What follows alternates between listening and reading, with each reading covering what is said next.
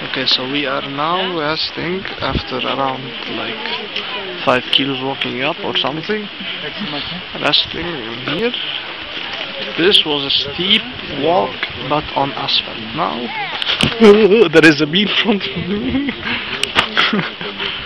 Now we're gonna go to this. You see the mountain? We have to reach the top of it through this road. Okay.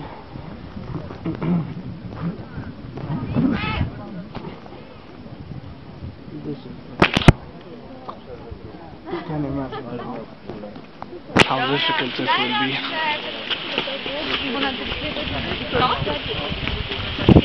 So they say it should take 2 hours getting up there. I don't believe it.